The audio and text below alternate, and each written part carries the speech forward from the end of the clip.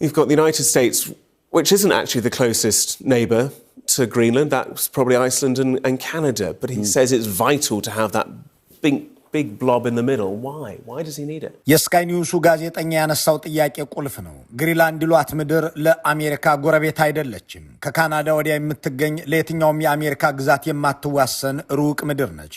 ታዲያ ስለምን ዶናልድ ትራምፕ ካልወረርኳት ሲሉ ሰነበቱ? ከአድማስ ወዲያ ከባህር ማዶ ያለችውን ግሪንላንድን አሜሪካ ደጃፍ ያቆማት ፖለቲካ ምንድነው? የሐውራ ጥያቄ የሚያስከትላቸው ሌሎች ነጥቦች አሉት። የአውሮፓ ሀገራት ስለምን ተቆጡ? ሩሲያና ቻይናስ ስለ ግሪንላንድ ብለው ያወጡት ፖሊሲ ምንድነው? በረዷማ ምድር ግሪንላንድ የፖለቲካ ረመጥ ሆናለች። ያቺ ግግር በረዶ የተከመረባት ሀገር የዓለም ስርዓት ማንጸሪያ የሚንቀለቀልባት ሆናለች። የዓለምን ግዙፍ ጦር በአዛዥነት የሚመሩት የዓለምን ቁጥር አንድ ኢኮኖሚ የሚያስተዳድሩት የአሜሪካው ፕሬዝዳንት ግሪንላንድ የሚለውን ቃል ከአንደበታቸው አላወጡትም። ቋንቋቸው ሁሉ ይኸው ሆኗል። ግሪንላንድ ግሪንላንድ ግሪንላንድ።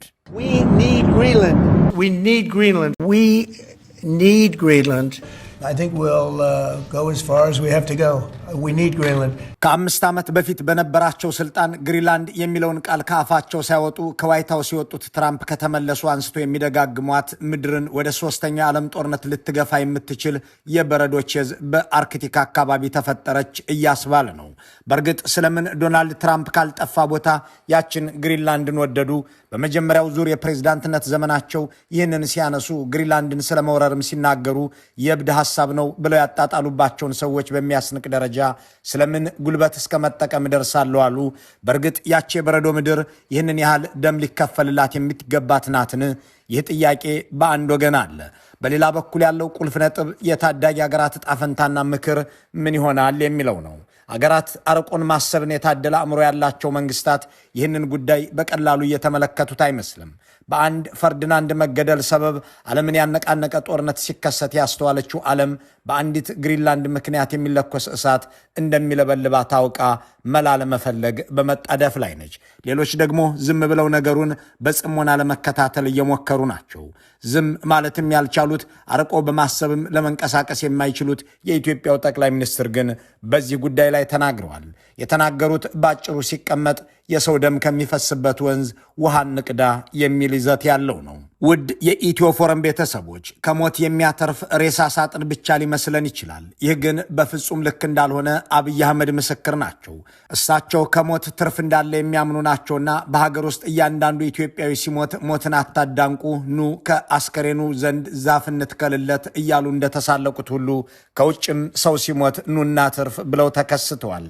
በሰሞነኛው የአሜሪካ ፕሬዝዳንት እንቅስቃሴ ላይ የተመሰረተው የኢትዮጵያው ጠቅላይ ሚኒስትር አስተያየት እንዲህ ያለ ነው። እሳቸው ህዳሴ ግድብን ለመከላከል የአባይ ወንዝን ለመታደግ የሚያስችል አንዲት ቃል አልወጣቻቸውም።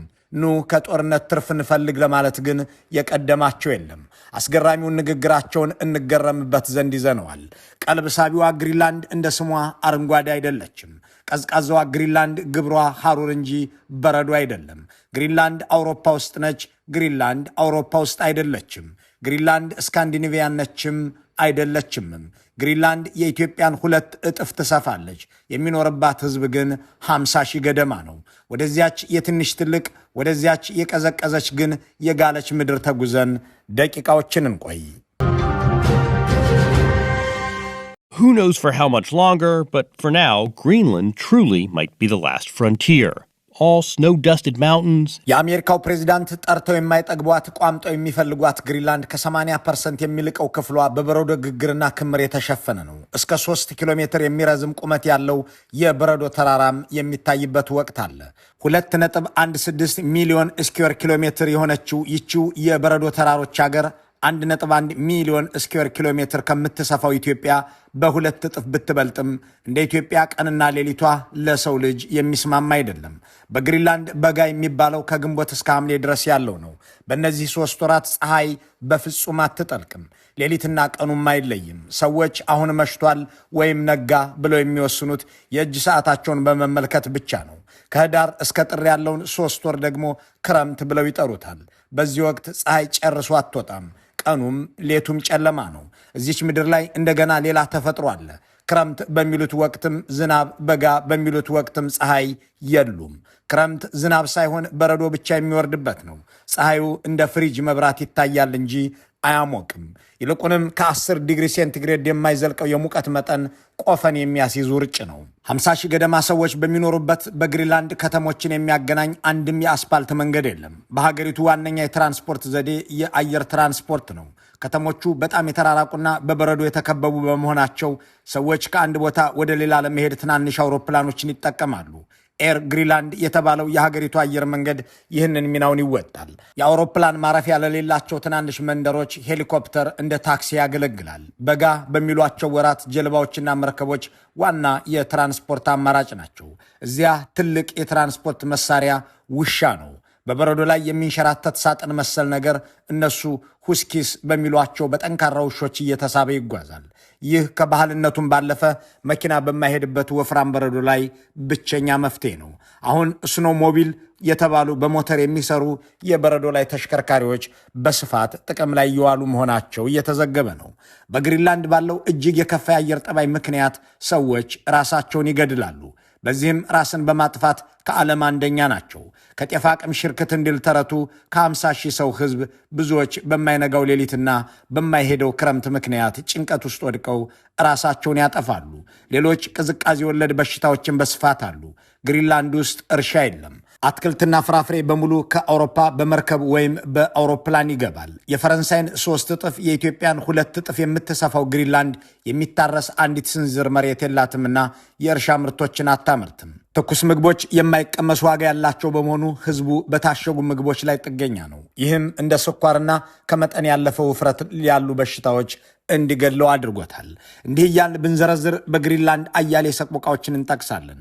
ጥያቄው ይችን ተፈጥሮ የስቃይ ላቦራቶሪ አድርጎ ያስቀመጣት የሰው ልጅ በብዙ የራቃት ምድር ለምን የዶናልድ ትራምፕም ሆነ የአሜሪካ አይን አረፈባት የሚለው ነው። ይህ የዝግጅታችን ዋና ጉዳይ ነውና መጀመሪያ ግሪንላንድ የት ነች የሚለውን ማወቅ ይኖርብናል። ግሪንላንድ ስጋዋ አሜሪካዊ፣ ነፍሷ አውሮፓዊ ነው። አሜሪካዊ የሚያሰኛት ስጋዋ ጂኦግራፊያዊ የመሬት አቀማመጧ ነው። የምትገኘው በሰሜን አሜሪካ አህጉር በስተ ሰሜን ምስራቅ አቅጣጫ ከካናዳ አጠገብ ነው። ነፍስየዋ አውሮፓ ነው የሚያስብላት ደግሞ ፖለቲካና ታሪኳ ነው። ግሪንላንድ የዴንማርክ መንግስት አካል ሆና ደግሞም የራሷን ፓርላማና መንግስት መስረታ የዴንማርክ ንጉሥ የግዛቲቱ ራስ አድርጋ ለመሰየም የተስማማች፣ መከላከያ፣ የውጭ ግንኙነትና የገንዘብ ፖሊሲዋ በዴንማርክ እጅ እንደሆነ ያደረገች ከ1979 ጀምሮ ራስ ገዝ የሆነች ምድር ነች። አሁን በመግቢያችን ላይ የተመለከትነውንና የደህንነትና የመከላከያ ተንታኙ ፕሮፌሰር ማይክል ክላርክን አስቀምጦ ትራምፕ ስለምን ግሪንላንድ ላይ ያተኮሩ ያለው የስካይ ኒውሱ ጋዜጠኛ ጥያቄ ይቀጥል። ያችን ለሰው ልጅ የማትመች ሰው ሁሉ የሸሻትን በረዷማም ጨለማማም አገር ትራምፕ ለምን ቀልባቸው ወደዳት? የእሳቸው አጭር መልስ ለጸጥታና ደህንነት የሚል ነው። ግሪንላንድ ታስፈልገናለች፣ ለምን? ለእኛና ለዓለም ሰላም ይላሉ። እንዴት ሲባሉ ቻይናና ሩሲያ እዚያ እያንዣበቡ ነው ሲሉ ያብራራሉ። እኛ ገብተን ካልተቆጣጠርናት ሩሲያና ቻይና ገብተው ይዟታል። ይህንን ደግሞ እኔ አልፈቅድም ባይ ናቸው። If we don't take Greenland, Russia or China will take Greenland, and I am not going to let that happen. አሁንም ጥያቄው እንዲህ የሚል ነው። አሜሪካ ቻይናና ሩሲያ እንዳይገቡ ብላ ግሪንላንድን መያዝ ፈለገች የሚለው ምክንያት ቅቡል ቢሆን እንኳን ራሳቸው ቤጂንግና ሞስኮ ከዚያች በረዶማ ምድር ምን ጉዳይ አላቸው? ነገሩ እንዲህ ተቃሎ የሚታይ አይደለም የሚለውን የሚያብራሩ ሰዎች ያቺ ለሰው ልጅ ምቹ አይደለችም የተባለች ደሴት የዓለም ፖለቲካ መዘውር እንድትሆን ያደረጋት ስትራቴጂካዊ ምሽግ ነች ይላሉ።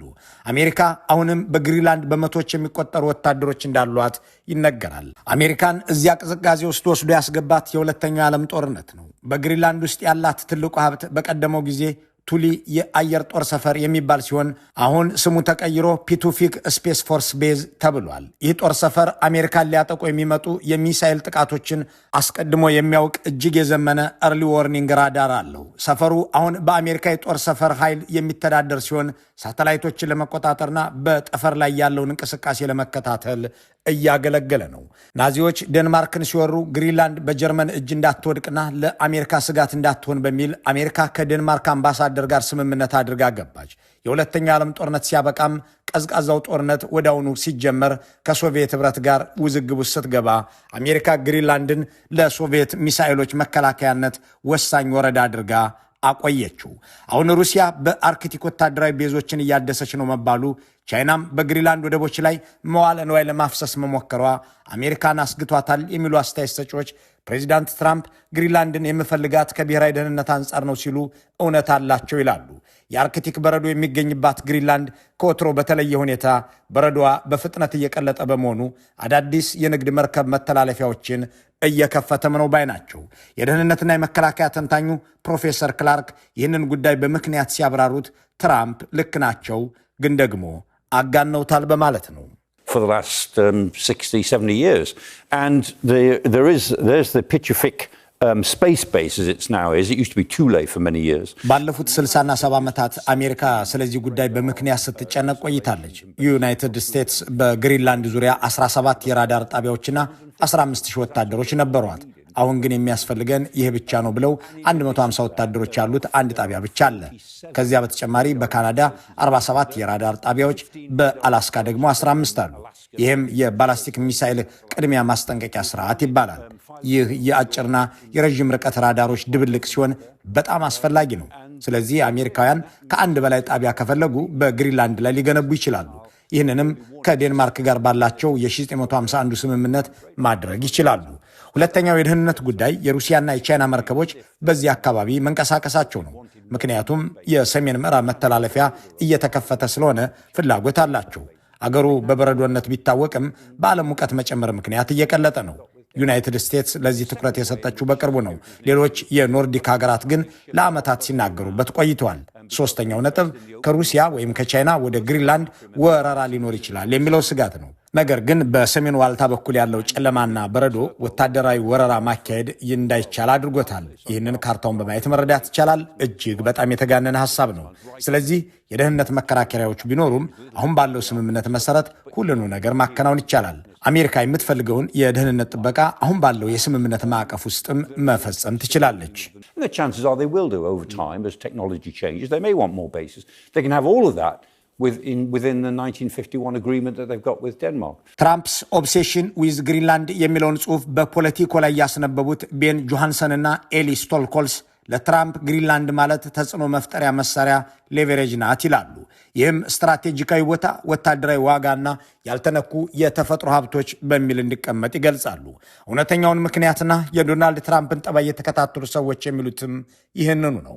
ፕሬዚዳንቱ በግሪንላንድ ፍቅር የወደቁት በረዶዋ ሲገለጥ የሚወጣውን ስለሚያውቅ ነው የሚሉ ሰዎች ማስረጃ አላቸው። የግሪንላንድ ጨለማ ሲገለጥ፣ የግሪንላንድ በረዶ ሲቀልጥ የተደበቀ ዓለም ይገለጣል። ግሪንላንድ በሆዷ ያቀፈችው የተፈጥሮ ሀብት፣ በበረዶ የከለለችው ውብ ተፈጥሮ የ21ኛው ክፍለ ዘመን ቴክኖሎጂን ሕይወት ሊዘራበት የሚችል ነዳጅ ይባልለታል። ለስማርት ስልኮች፣ ለኤሌክትሪክ መኪናዎችና ለጠፈር ምርምር እጅግ ወሳኝ የሆኑ ብርቅዬ ማዕድናት፣ ወርቅ፣ አልማዝና ግዙፍ የነዳጅ ክምችት በዚች ምድር ስር ተቀብሯል ይባልለታል። አሜሪካ ልግዛሽ ስትል፣ ቻይና መንገድ ልስራልሽ ስትል፣ ሩሲያም በዙሪያዋ የጦር መርከቦችን ስታሰማራ ስለ ግሪንላንድ ሕዝብ ደህንነት አዝነው አይደለም። ይልቁንም ይህች ስትራቴጂካዊ ምድር የነገው የዓለም የበላይነት ቁልፍ መሆኗን ስለተረዱ ነው። በረዶው እየቀለጠ በሄደ ቁጥር ከስሩ ያለው ወርቅ ብቅ እያለ ነው። ይህ ደግሞ ግሪንላንድን ከበረዶ ማከማቻነት ወደ ዓለም የኢኮኖሚና የጦር አውድማነት እየቀየራት ይገኛል ይላሉ። የዓለማችን 1.5 ሚሊዮን ቶን የሚጠጋ የተረጋገጠ የብርቅዬ ማዕድን ክምችት ያለው ግሪንላንድ ውስጥ ነው። ይህም በዓለም 8ኛ ደረጃ ያደርጋታል። አሁን ላይ ይህንን ገበያ ቻይና ስለምትቆጣጠረው አሜሪካ የግሪንላንድን ሀብት በማግኘት የቻይናን የበላይነት ለመስበር ትፈልጋለች። ግሪንላንድ በዓለም ላይ ካሉ ከፍተኛ የዩራኒየም ክምችት ካላቸው ግዛቶች አንዷ ናት። ምንም እንኳን የአካባቢው መንግስት በ2021 ማውጣቱን ቢያግደውም አሜሪካ ግን ለኒውክለር ኃይል ፍላጎቷ ትኩረት ሰጥታለች። ደሴቷ ከፍተኛ የወርቅ፣ የዚንክ፣ የብረትና የጋሌም ክምችትም አላት ይባልላታል። ይህ ነዳጇን ብለው ቬንዙዌላን ለወረሩት፣ በአገራት ላይ የኢኮኖሚ ታሪፍ ለሚጥሉት፣ ሰው የበላውንና የጠጣውን ሳይቀር ቆጥረው አከሰረን ለሚሉት ፕሬዚዳንት ትራምፕ የሚያስጎመጅ ሀብት ነው። እርሳቸው ግን ግሪንላንድን ከብሔራዊ ደህንነት አንጻር ብቻ እንደሚመለከቱ በአጽንኦት ለማስረዳት እየሞከሩ ናቸው። እኔ ማዕድን ከፈለግሁ በሌሎች አካባቢዎች በብዛት መሄድ እችላለሁ፣ ግሪንላንድ ውስጥ ያለኝ የብሔራዊ ደህንነት ጉዳይ ብቻ ነው ባይ ናቸው። We need Greenland for national security, not for minerals. We have so many sites for minerals and oil and everything. We have more oil than any other country in the world. We need Greenland for national security. ፕሬዚዳንት ትራምፕ ሩሲያና ቻይና ወደ ሰሜን አሜሪካ የሚያደርጉትን መስፋፋት ለመግታት ነው የሚሉትን ተንታኞች ደግሞ የተፈጥሮ ሀብት የሚማርከው የትራምፕ ቀልብ ግሪንላንድን የተመኘው ለማዕድን ነው ብለው እየሞገቱ ቢሆንም ይህ የአሜሪካ ፍላጎት የሚሳካ ነው ወይ የሚለው ጥያቄ እያወያየ ነው። ግሪንላንድ በዴንማርክ ፌዴሬሽን ውስጥ የምትገኝ ክልላዊ ግዛት ሆና ሳለ የሌላ ሀገር በኃይል መያዝ ይችላል ወይ? ደግሞስ የኔቶ አባል የሆነችው ዴንማርክ በአሜሪካ ወረራ ሲከፈትባት በአንድ ጊዜ ስንት ሕግ ሊጣስ ነው? ፕሬዚዳንት ትራምፕ ለዚህ መፍትሄው ድርድር ወይም ኒጎሽዬሽን ነው አይሉም። እሳቸው ዲል የሚሉት የፖለቲካ ንግድ ቋንቋ የከፋ ነገርን ሁሉ የሚያስቀር ነው ይላሉ። እስከ ባለፈው ሳምንት አጋማሽ ድረስ በሰላም ካልሆነ በጉልበት እጠቀልላታለሁ ሲሉም ከርመው ነበር። በዳቮሱ ስብሰባ ላይ ግን ጠመንጃን ሸሸግ አድርገው ዲል ይሉትን ጉዳይ ጎላ አድርገው አቅርበዋል። እንዳም ሆኖ ድፍን አውሮፓ በቅዳቸውና በንግግራቸው ተቆጥቷል። ዴንማርኮች አሜሪካ ድረስ ሄዶ ለመነጋገር ሞክረው ነበር። ከፕሬዚዳንት ትራምፕ የተሰጣቸውን መልስ ግን ይወዱታል ተብሎ አይጠበቅም። ዴንማርክ ግሪንላንድን ከናዚ ወረራ አልታደገቻትም። አሁንም ቢሆን ከሩሲያና ቻይና ወረራ አትታደጋትም። ግሪንላንድን አምነን ለዴንማርክ አንተዋትም እያሉ ነው። በሁለተኛው የዓለም ጦርነት የሆነው ነገር እንዲደገም አንፈቅድምም ብለዋል። The fact is, no nation or group of nations is in any position to be able to secure Greenland other than the የትኛውም ሀገር ቢሆን ወይም ምንም አይነት የአገራት ህብረት ከአሜሪካ በበለጠ ግሪንላንድ ሊታደግ አይችልም። እኛ ታላቅ ኃይል ነን። ሰዎች ከሚገነዘቡት በላይ ኃያል ነን። በቬንዙዌላ ያደረግነውን መቼም ታውቃላችሁ። በሁለተኛው የዓለም ጦርነት ጀርመን ዴንማርክን ወረረች። በ6 ሰዓት ውጊያ ነው የተቆጣጠረቻት። ዴንማርክ እንኳን ግሪንላንድን ራሷንም አልተከላከለች። እኛ መጣን፣ ተዋጋንና ጀርመንን አሸነፍን። እኛ ያኔ ባንመጣ ኖሮ ዛሬ ዴንማርክ ጃፓንኛና ጀርመንኛ የምታወራ ትሆን ነበር። ጀርመንን አሸንፈን ከዚያ ግሪንላንድን ለዴንማርክ አስረክበን ወጣን። ምን አይነት ደደቦች ነበርን! ግን አድርገነዋል። After the war, we gave Greenland back to Denmark. How stupid were we to do that? But we did it. የዴንማርክ መንግስት የትራምፕን እቅድ አውግዞታል። የአውሮፓ ህብረት ቁጣ ኃያል ሆኖ ተሰምቷል። የእንግሊዝ ጠቅላይ ሚኒስትርና ፓርላማ በዶናልድ ትራምፕ ላይ የመዘዛቸው የሂስ ቃላት ለዋይት ሃውስ የሚመቹ አልሆኑም። ግሪንላንድ የዴንማርክ ግዛት ናት። ይህ ለድርድር አይቀርብም። አሜሪካ ይህንን ተላልፋ የምትወር ከሆነ በአንቀጽ 5 የኔቶ መቋቋሚያ መሰረት ለመከላከል እንገደዳለን ያለው ኔቶ ከትራምፕ የተሰጠው ምላሽ ማንም ቢጠራቀም አፍንጫችን ጋር አይደርስም የሚል ነው። በአጠቃላይ ፕሬዚዳንት ትራምፕ በውስጥም በውጭም ይሄ የግሪንላንድ እቅዳቸው አልተወደደላቸውም። በአሜሪካ የተደረገ የህዝብ አስተያየትና ጥናት የግሪንላንድ ግዛትን የመቆጣጠር እቅድ የሚደግፉ 17 በመቶ አሜሪካውያን ብቻ ሆነዋል ተብሏል። 47 በመቶ የተቃውመዋል፣ 35 በመቶዎቹ እርግጠኛ አይደለንም ብለዋል። እዚህ ጋር ሁለት ጥያቄዎች ባጭሩ ይነሱ። አውሮፓ ግሪንላንድን የሚመለከታት እንዴት ነው? ቻይናና ሩሲያስ? ለአውሮፓ ህብረትና ለዴንማርክ ግሪንላንድ ከሉዓላዊነትና የህግ በላይነት አንጻር የምትታይ ነች።